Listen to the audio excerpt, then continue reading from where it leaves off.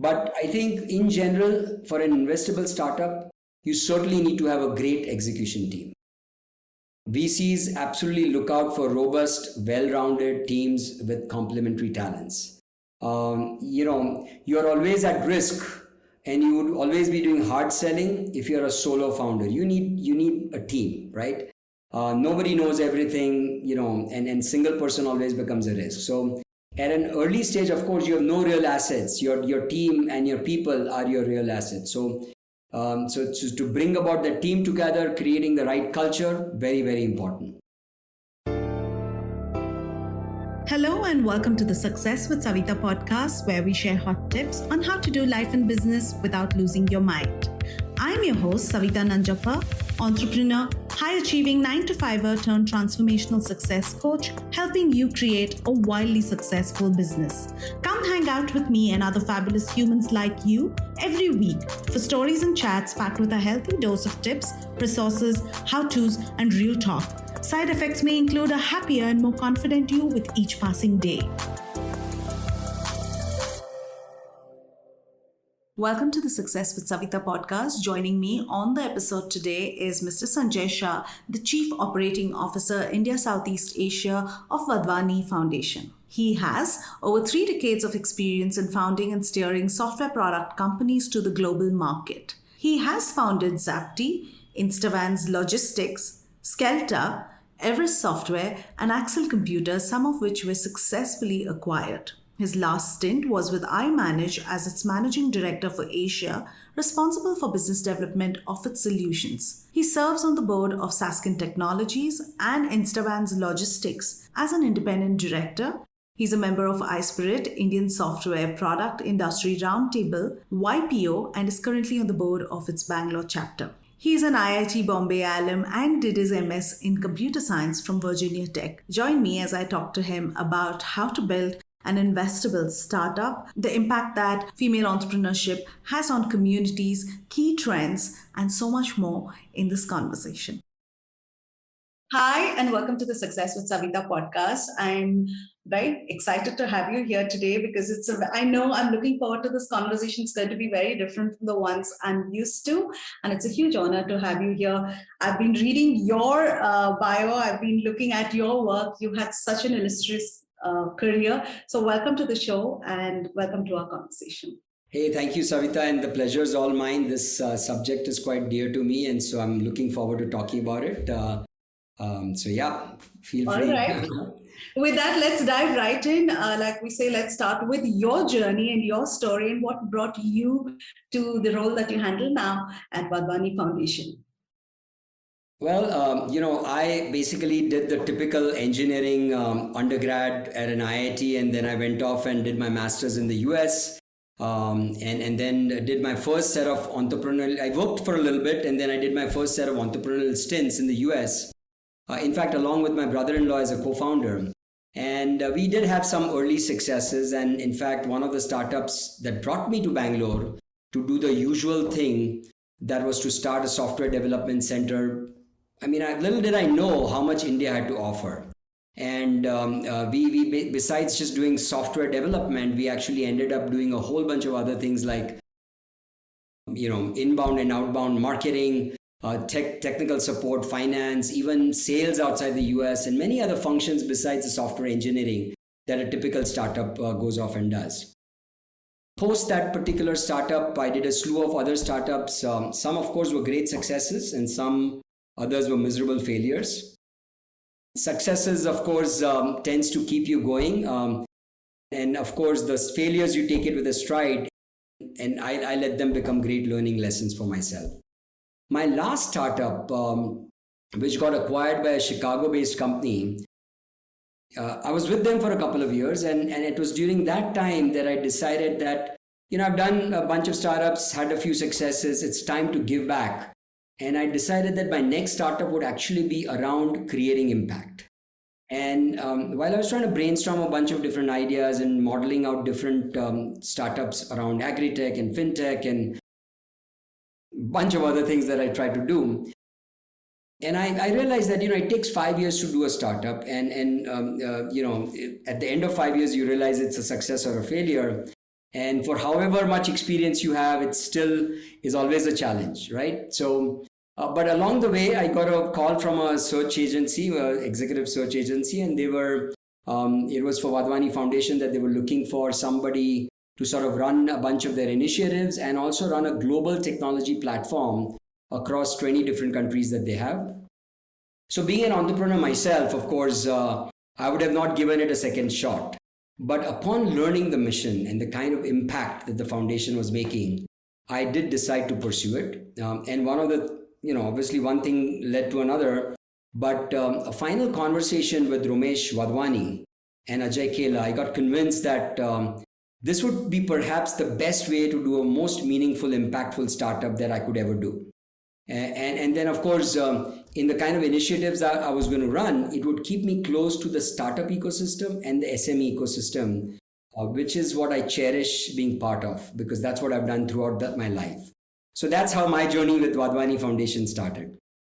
I hope that kind of answers what you're looking for. Yes, and I think I know you've really put it down in the shortest possible, sharing of your journey, and I know that there's so much to it. Of course, we'll unpack some of that along this conversation. But at Wadhwani Foundation, you have a strong focus on women entrepreneurship. Can you share with us the big picture thinking behind this?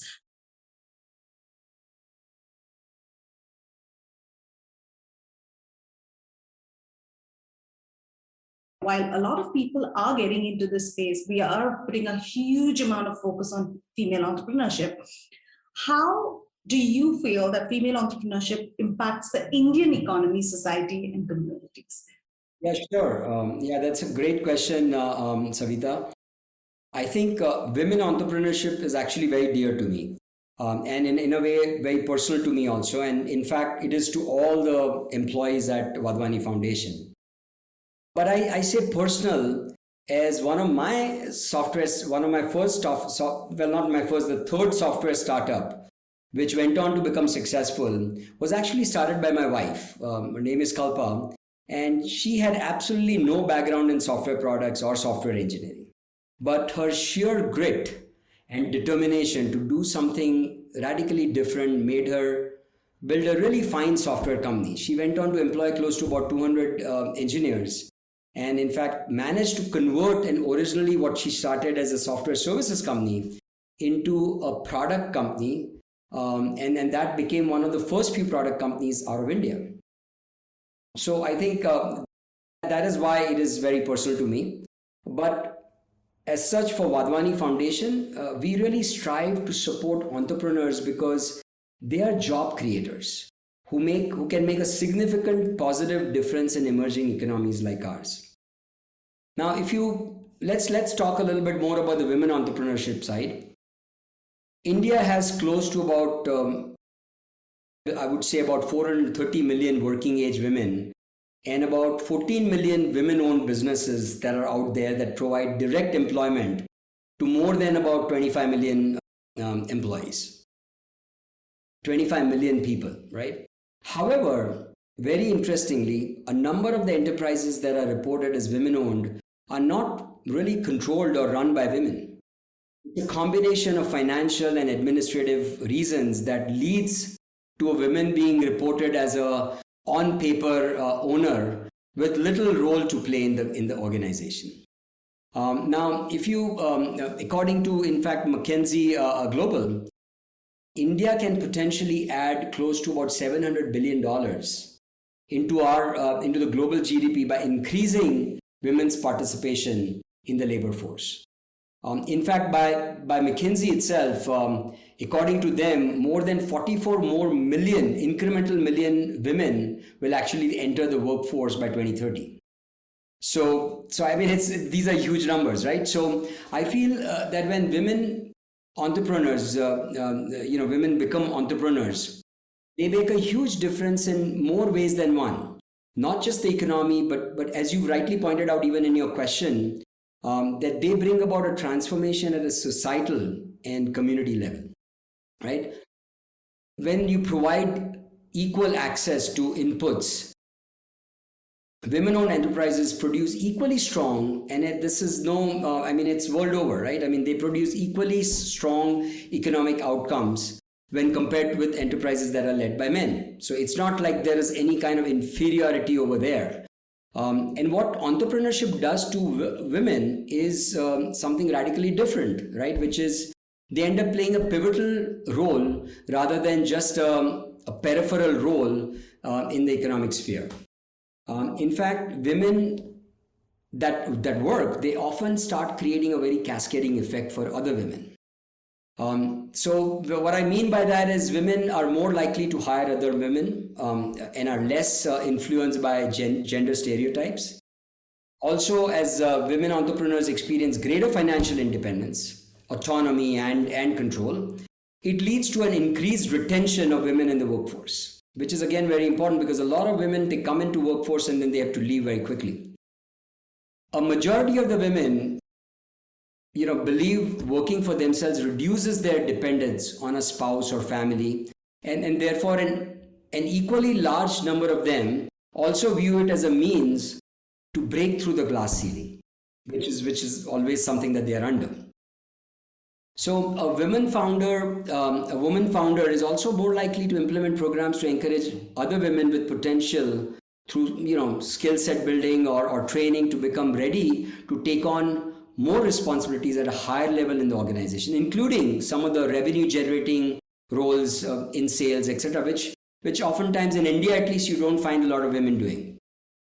And then of course as a women founder you sort of are more empathetic towards the challenges that are faced by women, the other women, and you tend to propose fairly conducive policies like maternity leaves and extended maternity leaves, adoption policies, building of crashes in the nearby areas, or it could be just a break for a menstrual leave policy, right? So a lot of these things like that. And here I'd like to point out a particular example of a company. It's called Pick My Work. It's a startup supported by the Wadhwani Foundation, and we did that last year. It's a gig platform that gives businesses an on-demand sales force. Its co-founder is a lady called Kajal Malik, also a board member and the director in the company. And she ensures that they have more women gig workers. That's the whole vision, right? Creating more gig workers. Because you see a lot of men as gig workers, but you don't see as many women. She pushes for targets for getting women gig workers on their platform. And so this is really, we are starting to see the shift happening firsthand when we work with some of these women founders. Yeah, and one last thing that I wanted to mention is that in order to encourage women entrepreneurship, we sort of need multiple factors to work in cohesion. It's not just one thing here or there, but it's like, expansion of mentorship and networking channels for them. Tailored knowledge and capability building, which of course at Wadhwani Foundation we do, and an enabling and comprehensive policy framework that gives equal access to finance and cultural openness, right? So these are some of the things that are very, very important for women entrepreneurs. I think you've captured everything that makes the case for investing and building women entrepreneurship in not just our country, but across the world, because these are things that we try to capture. I'm going to, borrow your answer because you've touched upon the whole gamut of right from how, women are able to bring in more diversity because they hire the women. And that's so true because so many businesses that we work with, they are looking to hire more women.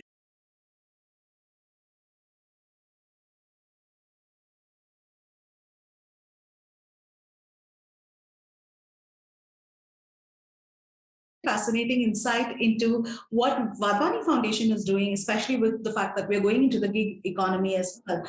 So my next question to you is, what are some key trends you are seeing in the growth of women entrepreneurs and the ecosystem? Like, are there some things that you're noticing, especially in the last, I would touch upon the last 2-3 years because, we've had COVID. Yeah. So, I think, again, a great question. I think the pandemic, of course, has seen more and more women sort of taking on entrepreneurship, some by necessity and some by choice, of course. The country has, of course, witnessed the most women-led startups turning into unicorns in 2021. We all know about some of those. I think some of the major startups in that area where they've actually turned into unicorns are run by women are, of course, Nykaa, which is also popular by Falguni Nayar, and then you've got MobiKwik, which is by Upasana Thaku, and a company called Zolostays, which is Sneha Chaudhary. In fact, yourstory.com, which is run by Shraddha Sharma, is run by a woman also, and now it's become a household name, right? I mean, every startup wants to be part of yourstory.com, and they want to be featured over there, and at least amongst the startup community. In fact, Shraddha, I was talking to her a couple months back, and she has now started a new community in her platform called herstory.com, which is all about creating women-led stories. Another story comes to my mind, and this is a young friend of mine, Neha Bagaria. She runs, you probably have heard of her. I mean, she runs this platform called Jobs for Her, which is India's largest career platform to accelerate women's careers. Their vision is to really enable women to achieve their full potential by enabling them to start, restart, and then rise in their careers.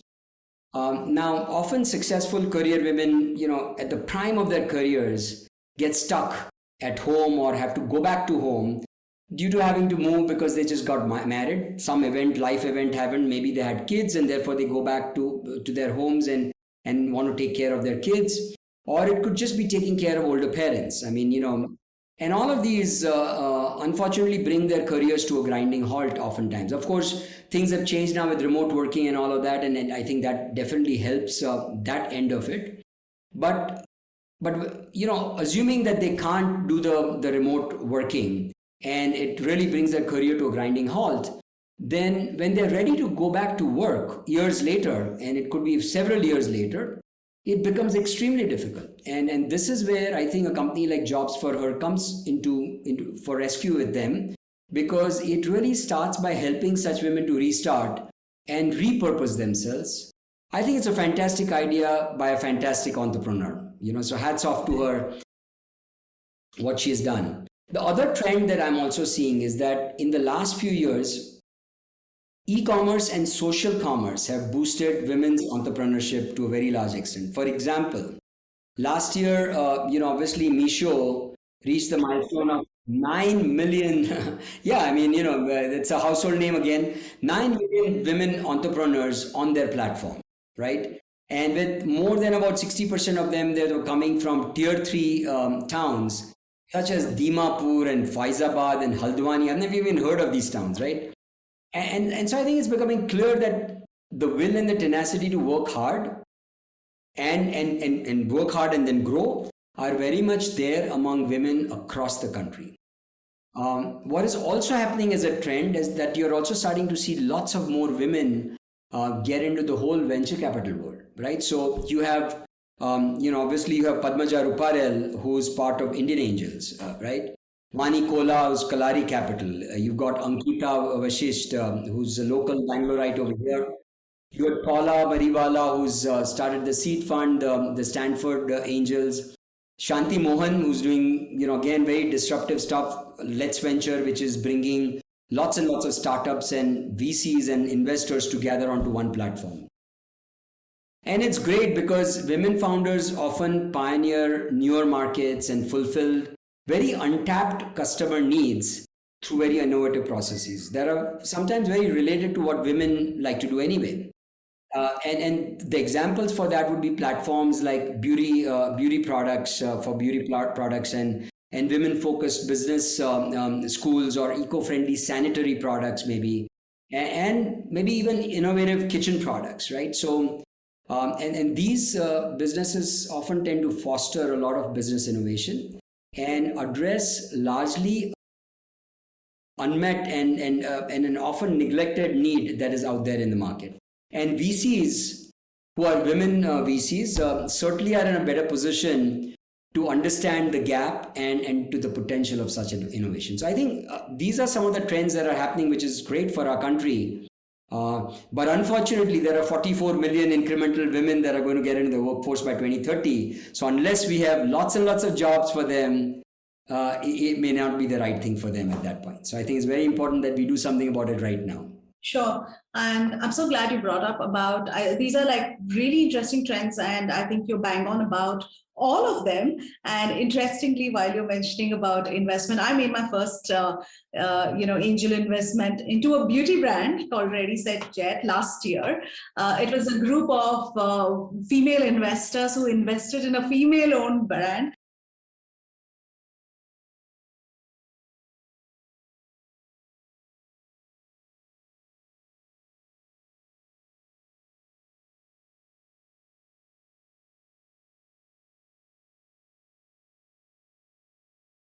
And talking about funding and VCs in this whole space, access to funding is the biggest hurdle faced by entrepreneurs, and in particular women entrepreneurs. We know what the numbers are in the industry. So how does one actually create an investable startup? I know it's a very broad question, but if you could share 1, 2, 3 things that someone should keep in mind while creating such a startup from your experience. Yeah, so before I get started on that, I just kind of remembered when you said you invested in Angel invested in a woman-owned startup. So for example, when I was talking about jobs for her, right? I mean, my wife who started that startup and we exited it successfully, she took a break for almost 4 or 5 years after that, right? And now she's again embarked on a new startup idea, which is very women focused. Not entirely women focused, but it's into wellness centers and spas and beauty salons and all of that. But it's it does become a challenge when 4 or 5 years later you want to get started again. But again, I'm just fascinated by the grit and motivation and the ability to get kickstarted right back into where you had been a while back. So just wanted to mention that. But going back to access to funding, I mean, having run multiple startups myself and having created a few successful startups, I'd like to highlight maybe a few ingredients, maybe 2 or 3, that I believe create an investable startups. Now, there's nothing earth-shaking over here. Everyone talks about it, and this applies to anyone, women or men founders. And I want to briefly touch upon also the women founders and perhaps what is required of them. But I think in general, for an investable startup, you certainly need to have a great execution team. VCs absolutely look out for robust, well-rounded teams with complementary talents. You're always at risk, and you would always be doing hard selling if you're a solo founder. You need a team, right? Nobody knows everything, and single person always becomes a risk. So at an early stage, of course, you have no real assets. Your team and your people are your real assets. So to bring about the team together, creating the right culture, very, very important.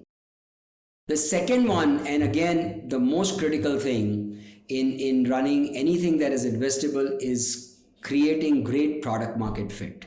You have to build something that people actually want. You have to be able to demonstrate that you're solving a real and actually a growing problem that make the people use your product and also want to pay for it, because unless they're going to pay for it, it's just fluff, and it's a kind of a free product that you're giving away, and it will only last so much. And then of course, that VCs always back growth, really high growth startups. So the rest always becomes PR. But so one really needs to talk to customers, get them a deal, but get them to show you the actual money, because unless there is money in what you're trying to do, all hell breaks loose, right? So you VCs love that you're creating something that is actually going to bring in money. And then the other thing that VCs like to see, and because they are data crunchers, they believe in what they see in data. You absolutely have to have tons of data ready. You need to keep a lot of the metrics handy while talking with them. It could be, unit economics. It could be around funnel metrics. It could be around your CAC to LTV ratios. It could be revenues in differentiated dimensions. Could be by head count, by time, by campaigns, whatever else. And why do you need all of this? Well, VCs love data, and they also want to know that you're tracking what matters the most, because if you're tracking thousands of other things that don't really matter to the business, it's pointless. So you really need to track what matters most for the business, the kind of business that you're running. And then going beyond these three things that are in general true for every startup, as far as raising funding as a women entrepreneur, there are a few things that women should always keep in mind. I think you have to build a network, right? And women often tend to be have great people skills, and they're good at networking in general. And if you are indeed good at that, then you have to use that to your advantage. And before you start fundraising, know what what it means to raise funding. Know the networks that are out there. In fact, find women angel investors if you are at that startup stage and trying to raise seed funding. I mean, there's lots of angel funds and women-owned funds that are there, which would love to see women-based ideas. So I think essentially one really needs to do their homework properly. The other thing is that women need to believe in themselves, right? I mean, they need to believe in themselves and their business. They need to show their expertise, their confidence, and their grasp of numbers. Because essentially they are their business, right? I mean, it's really them that are actually creating that business. So from the eyes of the investor, the woman that's running the business is the business. So it's really important that they exude that level of confidence. And of course, one should remember that the VCs are investing in that particular founder, and therefore that founder's idea. So they have to get convinced about that particular idea. And then finally, like I said before, I mean, you need to know your numbers really well and be very confident of those figures and the numbers that you're churning. Like what you hear so far? Make sure you never miss a show by clicking the subscribe button now. Stay tuned as we take a quick break, and we'll see you on the other side of the show. Fantastic tips. I'm really glad that you touched upon having data metrics and tracking your data, because I feel like this is often something that a lot of business owners miss. And especially, I feel it's so true for small business owners. People think like, I'm just starting out. I'm still in my first year. Do I really need to, keep all these, dashboards and stuff? And then finally, when it's time to actually look at growth, that's when they have to go and number crunch, and then they haven't tracked it. They don't know where to find it. They don't know. So it's really like putting yourself a little bit out of the game, and then, kind of starting over. So I'm really so glad that you touched it. So thank you for sharing that. And I want to ask you, because you have seen so much, so many entrepreneurs, so many stories. Is there a specific story of transformation or impact that you would like to share with us, the audience, of how entrepreneurship created the impact that you've seen, maybe at the grassroots level, maybe at a different level, but during the course of your work? Yeah, so I think, I was talking about social e-commerce, right? And I think that's an area that is becoming critically important. And also for us, it's really, really important because it creates a lot of jobs, right? I mean, when you're an e-commerce platform, it requires a lot of people, a lot of large execution teams, etc. So one of the startups that the Wadhwani Foundation has supported, and this startup has certainly had a phenomenal impact and changed many lives. And this one is called Sirohi. The founder is a lady called Gauri Malik. I don't know if you've heard of this company, but she saw the opportunity gap in rural communities where people have immense talent, but they lack the chance and the skill to showcase that talent.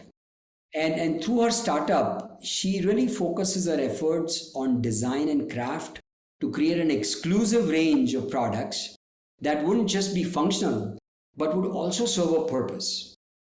She really began making these products in just January of 2019 in Muzaffarnagar, which is in Uttar Pradesh.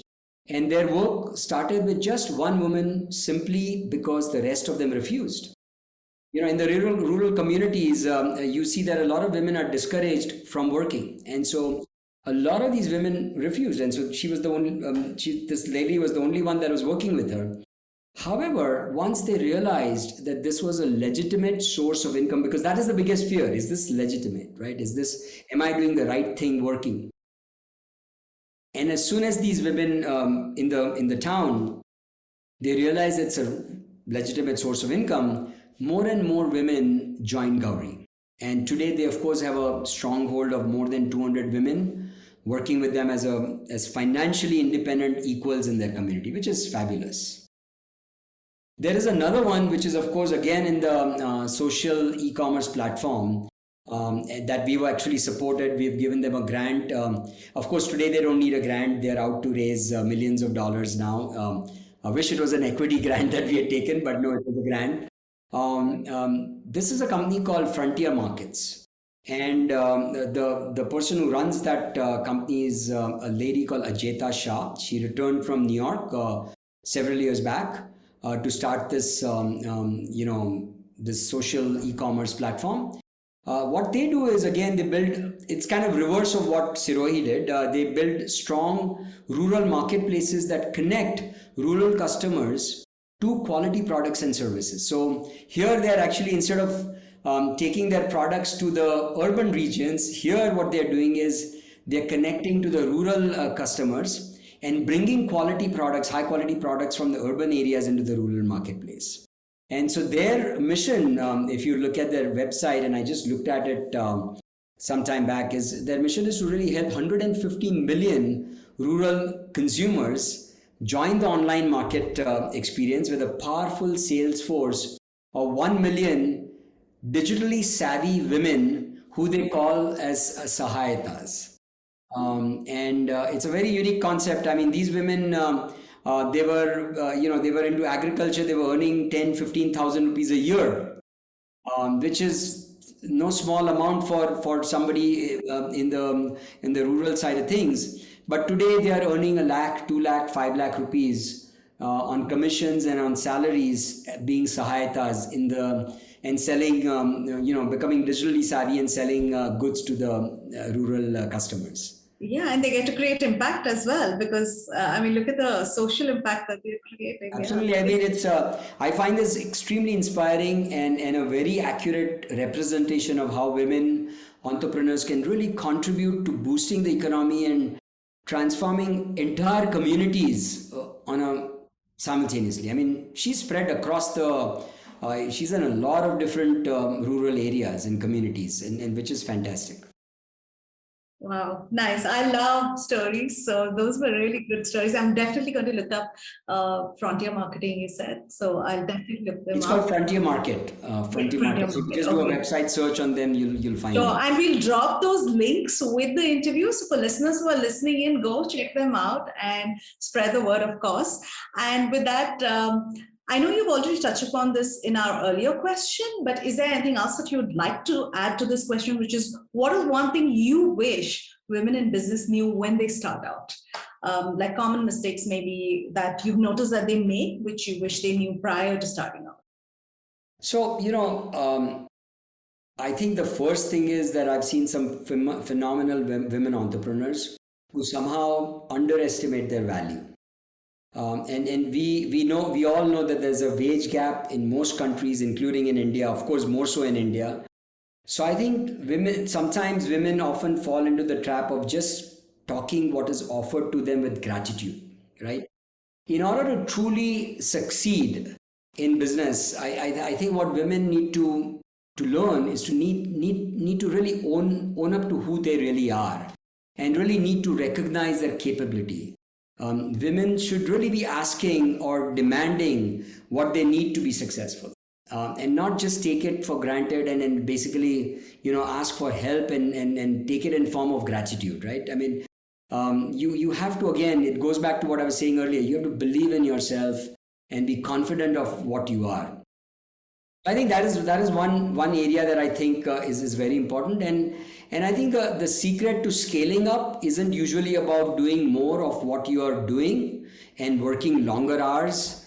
It's really finding the right internal systems and processes for your financing, the finances itself, the marketing side of things, the sales and operations is crucial. Women often tend to be perfectionists. They often take on a lot more onto themselves.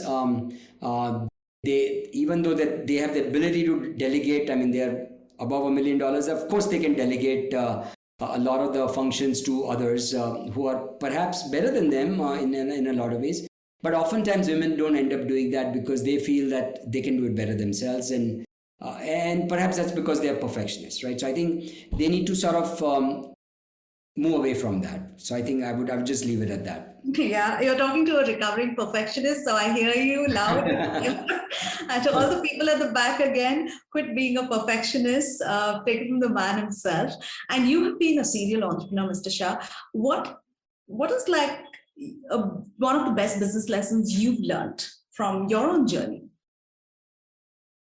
Yeah, and this I can say because it's kind of related to my last one of my last startups, and I think it will keep reminding me all my life. Don't build a business just because it's exciting or it is at the leading edge of technology. I'm a technology guy. I mean, I love things that are at the leading, sometimes at the bleeding edge of technology, like a metaverse type of a thing, you know. But don't build a business just because it's exciting. Don't build it because it's at the leading edge of technology or it is considered to be state of the art. That just doesn't work. Instead, you want to build a business that is single-mindedly focused on solving the needs of your target market and holding true to its true value proposition. So again, like I said, I mean, an example of what not to do is one of my startup ideas. That sounded like a great idea, very disruptive, very cool, and we thought it would be the best thing since sliced bread, right? I mean, but at the end of the day, while all of the above that I just mentioned were all true, it was exciting, it was kind of sexy. I mean, it was very cool. It didn't really solve the pain point of the customer, or it was too overcrowded a market. We were not able to come out differentiating ourselves and pitch. I mean, that 30-second pitch is very, very important. People talk about a 30-second pitch. Unless you're able to convince somebody within the 30 seconds that this is a good idea, it's not worth it. So it's very, very important that you solve a business problem. And ultimately, obviously we had to exit out of that business. We got, we managed to sell it, but not very successfully, right? So that's one thing. The second lesson, of course, is a myth.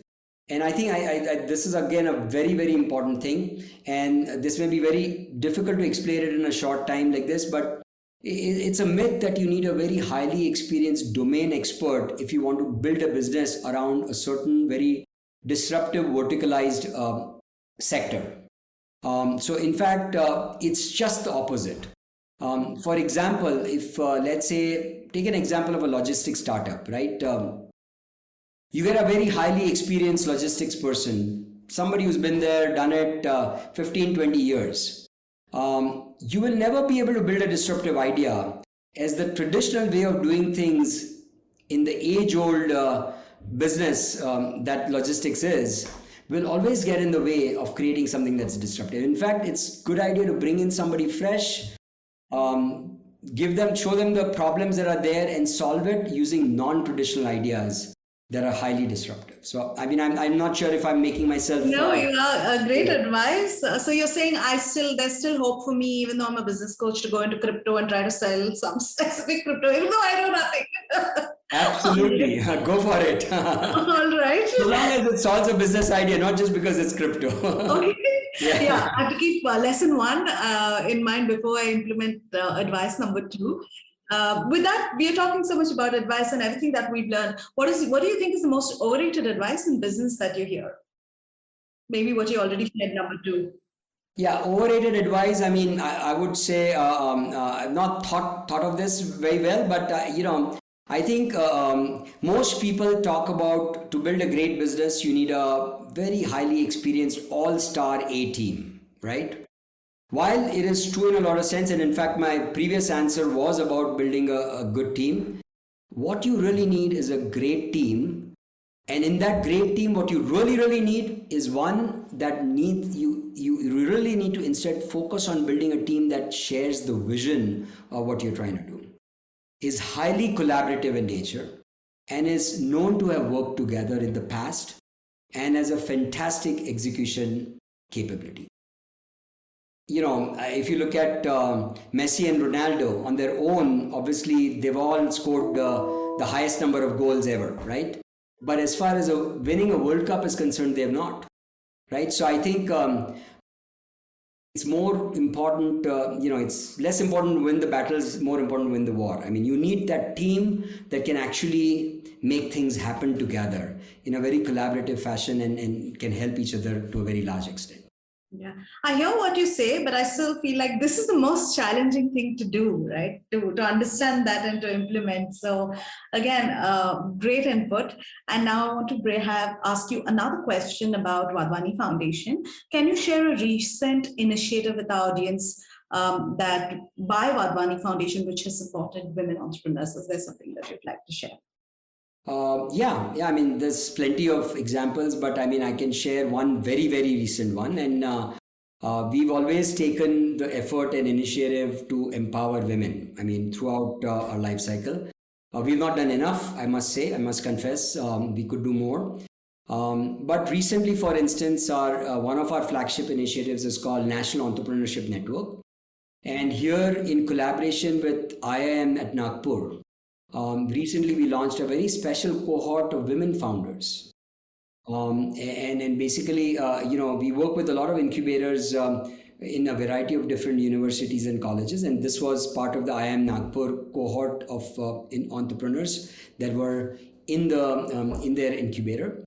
And what they will get is the ability to get to learn about maximizing the startup success, and also enabling them to reach to an investable stage. We'll, of course, through their life cycle of those 14 weeks that they are with us, they are part of our Ignite and what we call as Liftoff programs.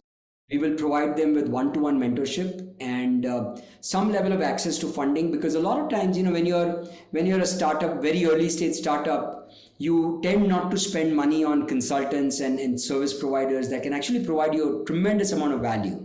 Sometimes even mentors might give you pro bono advice, but then for certain things they obviously have to charge because it's more of a long running thing. We also want to have the ability to actually fund that part of the expenses of that particular consulting fee that the service provider or a mentor charges. Service provider example would be a digital marketing company that you need to sort of get your website ready and then be able to start doing organic marketing out of that. And so we provide some of that. So that's a recent example. I love anything that is about cohorts, incubators, accelerators. So I love that, you're doing so much in this space in terms of the education learning support that is required at this stage really for women to be able to, like you said, lift off or take off into the next level.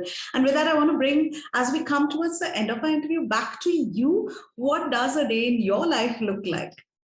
Oh, what does a day in my life look like? Okay. Well, it depends upon which era of my life. They've always been very, very different. Right now, I guess.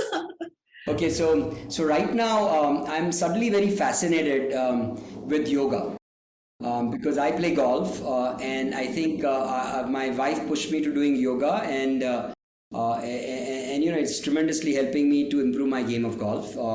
So I start my day with yoga and it's very therapeutic and I enjoy doing that. And then once I do intermittent fasting. So typically I have a break in eating food for 16 hours. We are basically work from home for about 3 days out of 5 days. Only 2 days is at work. So I tend to keep all my reviews and all my meetings on Tuesdays and Wednesdays when I'm at work.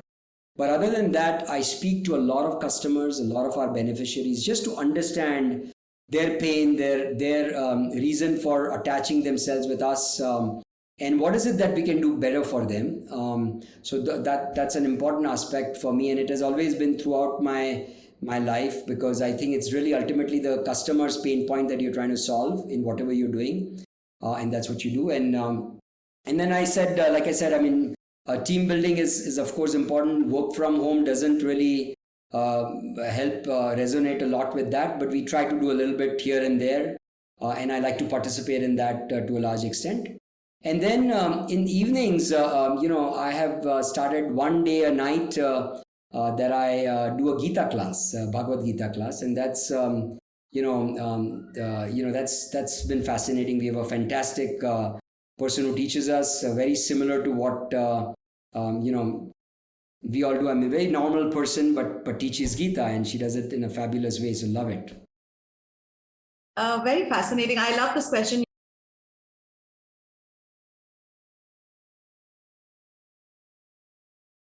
And finally, a motto that you live by, or a favorite quote. It could be either or. I have a few favorite quotes, but I think at this juncture, I think I like this one, which is "Age is just a number." And and particularly because we spoke about a lot of the startups, and I mean, if you look at Falguni Nair, for example, right? She started her Nykaa at 50, and today she's 59, has taken Nykaa public, full of grit and motivation to take it to the next level. And actually closer home for me, the chairman of our foundation, the guy, the person who's actually putting on all this funding into the foundation, Romesh Wadhwani, he's 75, and believe you me, he has more energy and passion that I've not seen in most people that are around me right now, or myself also. So it's fascinating. So I think age is just a number. It's just there's so much time that is there to be able to do so much at any phase of your life. With that, I think that's a great quote to close our conversation with. Thank you so much for your time. I was going to actually ask you, I see a ton of books behind you. I'm an avid reader, and I was going to ask you what's your favorite. But, if you'd like to share that, of course, I'm sure you have many. Everybody hates that question. All book readers seem to say there are many. Yeah, these are all books that I used to read, but now I've moved to Kindle. And I keep lying to because I work with a lot of startups and to also with SMEs and with the changing world that we are in right now. There is a book by Eric Rice, which I think a lot of people in the startup world have read, and it's called Lean Startup. I keep going back to it once in a while because it's so critically important. And the other one that I don't remember the author, but I'm reading it right now, is Spirituality in Golf. And it's a very interesting story.